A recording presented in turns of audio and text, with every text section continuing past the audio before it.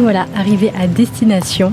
Honnêtement, on a eu vachement de chance. On est tombé sur de jeunes parents qui avaient une petite fille de 2 ans. Ils étaient vraiment tellement gentils, accueillants. De base, on voulait aller à Kumihama. Donc on avait notre petite pancarte comme ça, Kumihama, Kumihama. Ils nous ont pris et en fait, il faut savoir que Kumihama, c'était juste à 20 minutes. Mais c'était une grande ville qui nous permettait après d'aller à la ville qui nous intéresse vraiment et qui allait être à 40 minutes du coup. On a un peu discuté avec eux, ils étaient tellement gentils. Ils nous ont demandé ce qu'on voulait faire à Kumihama. Et finalement, on a dit qu'on ne voulait pas du tout y aller pour y rester. Notre objectif, c'était vraiment Amano Ashigate. Ils ont dit, oh, mais nous, on va à Kyoto. Si vous voulez, on vous y emmène. Ça fera un petit détour pour nous, mais c'est pas grave.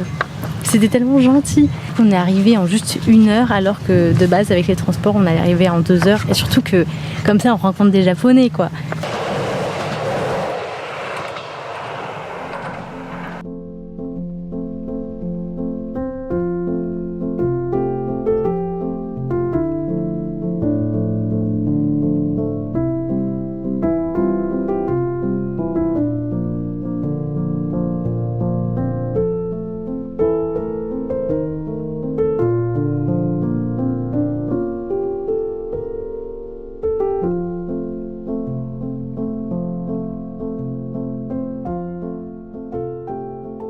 Nana, la gérante de l'auberge de jeunesse, là où on dort, nous a expliqué que les touristes étrangers ne venaient ici que depuis 2 ans. Et finalement, la ville, mais aussi les commerçants, ont fait beaucoup d'efforts pour accueillir du coup ces étrangers. Il y avait beaucoup de panneaux écrits en anglais, de menus aussi au restaurant et même Nana, elle aussi, elle s'est mise à l'anglais. C'est vrai qu'on entend parler des habitants de Kyoto qui en ont vraiment marre du surtourisme. Et du coup, c'est sympa de voir qu'ici, ils sont vraiment contents qu'on soit là. En tout cas, je trouve ça vraiment génial qu'elle apprenne l'anglais spécialement pour nous. Surtout qu'elle m'a dit qu'après l'anglais, elle attaquerait le français parce qu'il y a quand même beaucoup de touristes français ici.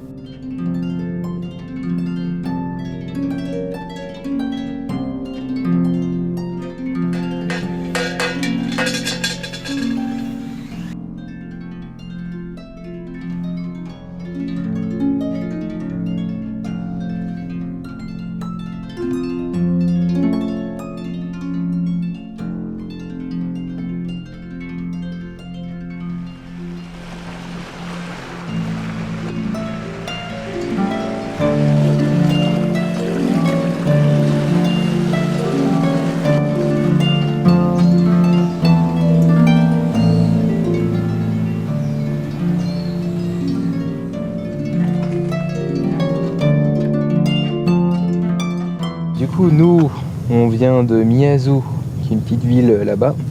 On dort là-bas. Et en fait, on est passé par là, la côte, enfin, la fine côte. Et il y a un petit côté exotique. Enfin, ça fait penser légèrement à Okinawa.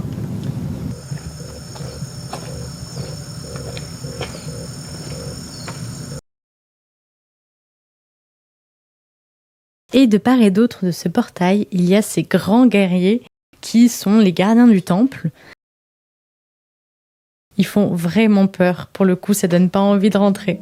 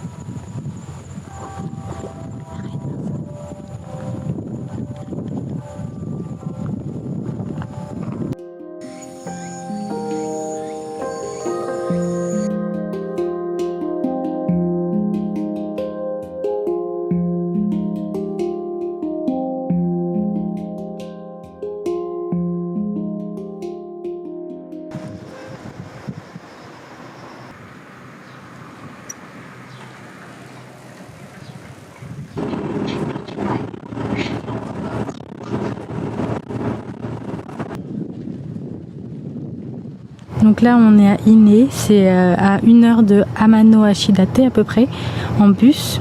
Du coup c'est un petit village de pêcheurs et qu'est-ce que c'est joli, mignon.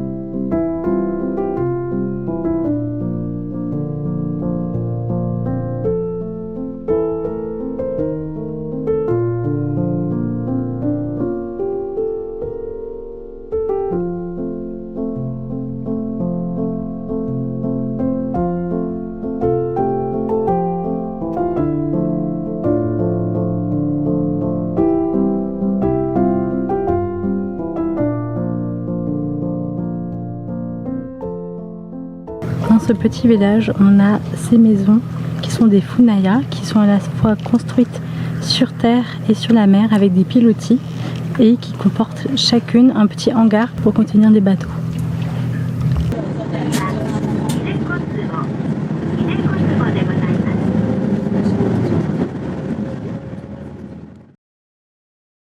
Donc avec Vincent, on a logé ici pendant 3 jours. Donc on a dormi dans un dortoir, mais en vrai c'est un petit dortoir. Les gens sont tellement respectueux, il y a très peu de bruit. C'est la première fois qu'on dormait aussi bien avec des matelas aussi épais. Après tous les moments où on a dormi sur des foutons, sur des tatamis. Et le dortoir donne sur cette petite cour. Nana, la gérante, m'a dit que cette érable devenait rouge vers octobre et que c'était magnifique. Vu qu'on est dans une auberge de jeunesse, on s'attendait à ce qu'il y ait plusieurs douches partagées où il y a très peu d'intimité, mais finalement en fait on a cette très belle douche avec assez de place quand même.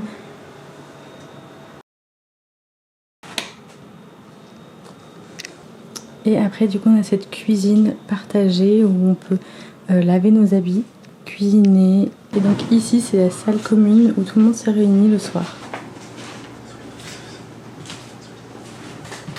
Là, on voit avec les pastilles d'où viennent les personnes qui logent ici et on voit que finalement, il y en a beaucoup qui viennent de France.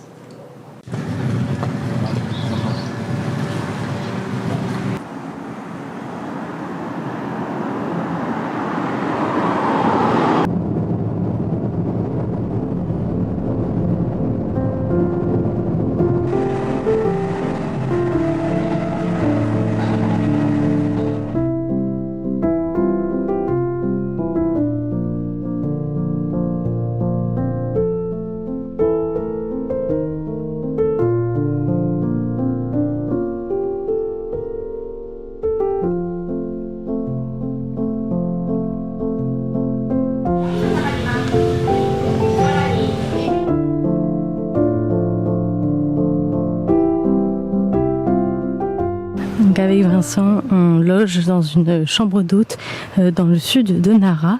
C'est vraiment la campagne ici. C'est très beau, il y a beaucoup de champs et justement on loge dans une famille qui a une chèvre, c'est rigolo. La mentalité est totalement différente ici. Les voisins se parlent beaucoup plus entre eux, il y a un côté où tout le monde se connaît. Et voilà, on est des vrais japonais maintenant, on sort avec notre ombrelle. Bon là du coup on est samedi, ce matin vraiment on n'a rien fait, c'était repos et montage vidéo aussi. On a vachement enchaîné quand même ces derniers temps. On a fait beaucoup de choses touristiques, donc ce qui fait que en fait notre travail artistique s'est un peu accumulé et on avait vraiment besoin de prendre une pause de travail, de montage vidéo et de dessin. Et franchement à partir de maintenant on fera un peu plus ça.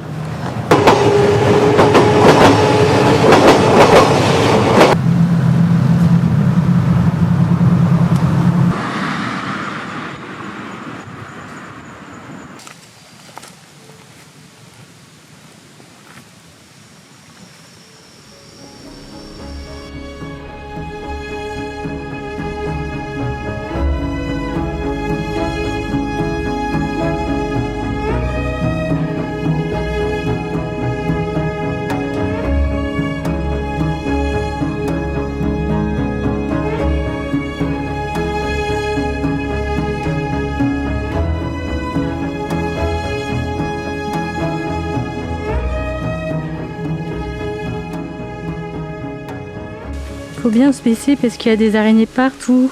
C'est horrible. Mais sinon, le paysage est incroyable. Du coup, la forêt de bambou, elle s'est petit à petit changée en forêt exotique comme ça.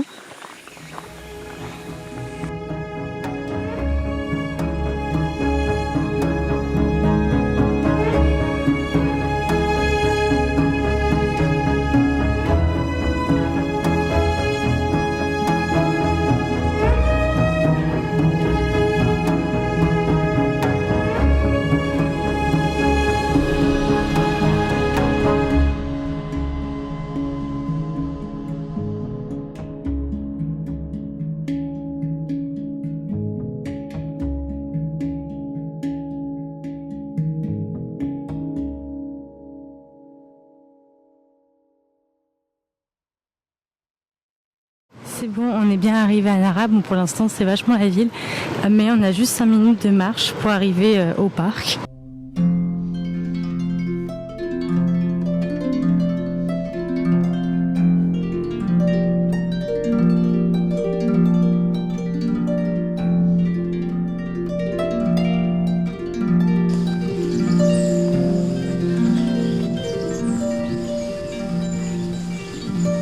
Il y a un tout petit bébé daim. Oh. Il est trop mignon.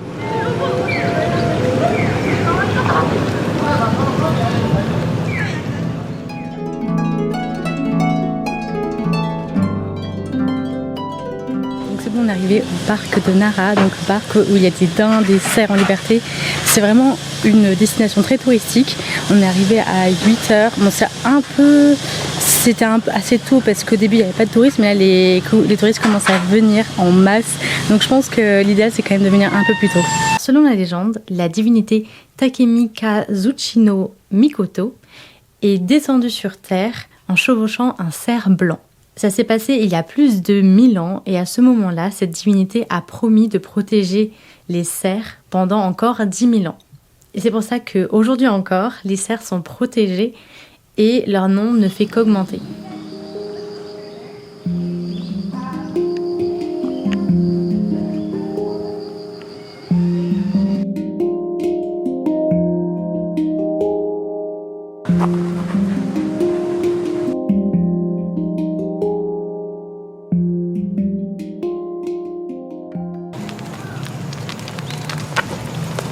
Oula, et par contre ils sont agressifs un peu.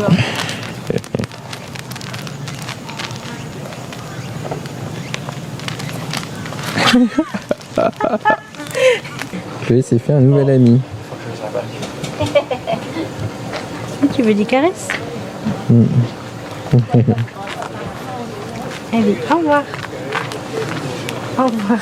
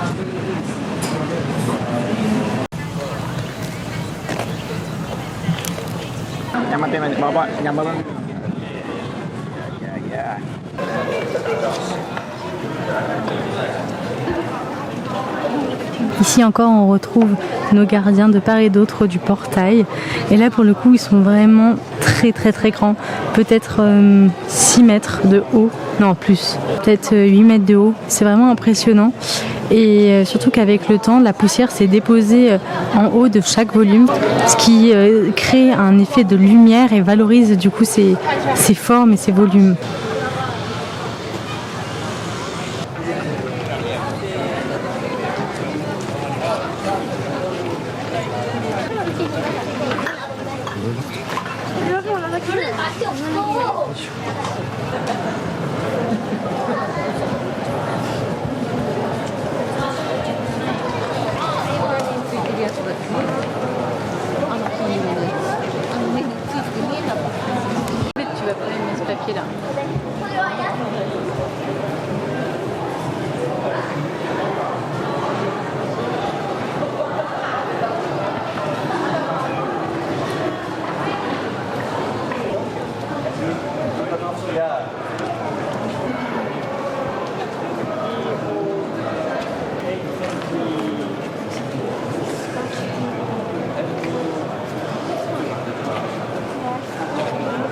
là, vous pouvez voir une maquette du temple Todaiji. Toute à droite, là, on a le premier portail que je vous ai montré. Et après, au fond, là, on se trouve dans le hall du grand Bouddha. On peut voir la différence de taille, vraiment c'est impressionnant. Du coup, on était venu à Nara, personnellement, principalement pour voir les daims, les cerfs en liberté. Et c'est vrai qu'on n'avait pas forcément prévu d'aller dans ce temple-là, même si on savait qu'il y avait un énorme Bouddha. Ça fait 3 semaines qu'on est au Japon, on a fait énormément de temples, des petits temples, et du coup on a l'impression que voilà, c'était un peu redondant, c'était un peu toujours la même chose, et que du coup c'était pas forcément nécessaire de venir ici, surtout que c'est très touristique. Nara, il y a beaucoup de monde. En fait, s'il y a beaucoup de touristes, c'est aussi parce que c'est un lieu incroyable, tout bêtement. Et donc vraiment, faut pas passer à côté de ça, c'est impressionnant. Je vous dis même pas de le faire, allez-y carrément parce que c'est incroyable. Chloé et moi, on a été épatés, c'est extraordinaire. Et tout est, en fait, si vous voyez un temple, on va dire normal, qui fait à peu près 15 mètres de haut, bah là, vous rajoutez juste 30 mètres. Tout est plus grand, fois 2 ou 3. Il y a toute une histoire derrière ce temple. Une fois, il y a eu un tremblement de terre, la tête du grand Bouddha est tombée. Il y a eu un incendie qui a ravagé la moitié du temple. Il y a eu des coups de foudre. Il y a eu une guerre qui a tout réduit en cendres. Ils ont dû tout reconstruire. Donc ça, je trouve, ça rajoute aussi du cachet à l'histoire du temple.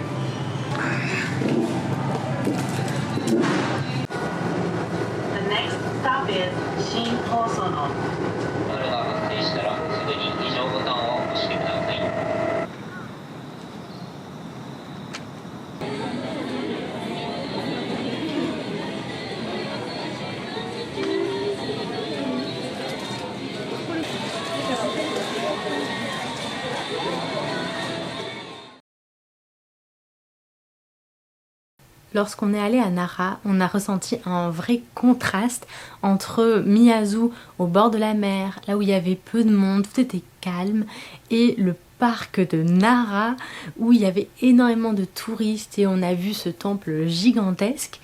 J'ai beaucoup aimé Nara, mais je dois quand même dire que depuis le début de notre voyage, ce que j'ai préféré, c'est vraiment Miyazu. J'ai vraiment adoré le côté reposant, calme. Après, c'est vrai que si on était resté quelques jours de plus, je pense qu'on aurait fini par s'ennuyer parce qu'il y a un peu rien à faire là-bas. Mais j'ai quand même voulu représenter cette ville avec une illustration et tout particulièrement la très belle lune qu'on a vue là-bas. Il y avait un côté quand même romantique avec les vagues à côté et ça m'a fait penser à l'expression Tsuki ga kirei desu ne, qui veut dire la lune est belle, n'est-ce pas? Et que les Japonais, assez rarement maintenant, mais un peu plus à l'époque, employaient pour dire je t'aime à quelqu'un. Je me suis dit que j'allais illustrer un couple d'écoliers amoureux qui pêchent au bord d'Amano Ashidate avec cette lune en arrière-plan. Et donc je me suis renseignée un peu plus sur cette expression qui date de l'ère Meiji, donc il y a à peu près 130 ans. Et c'était vraiment par hasard que cette expression a été créée par un auteur et professeur d'anglais Natsume Soseki qui, lors d'un cours, a demandé à des élèves de traduire un texte anglais en japonais et où il était marqué « Je t'aime ». Un élève l'a alors traduit mais de manière trop directe et finalement le professeur l'a repris en lui disant « Non, on ne peut pas dire « je t'aime » aussi directement à la fois au Japon mais aussi dans la littérature ». Et donc le professeur a dit, on peut plutôt dire la lune est belle, n'est-ce pas? C'est pas le fait de parler de la lune qui permet de dire qu'on aime quelqu'un, mais plutôt le fait de dire que on est tellement attaché à une personne qu'on s'ouvre à elle et qu'on parle de ce qu'on ressent par rapport à ce qui nous entoure. Et donc le plus important, ce n'est pas le fait que la lune est belle, mais le fait qu'on partage une impression intime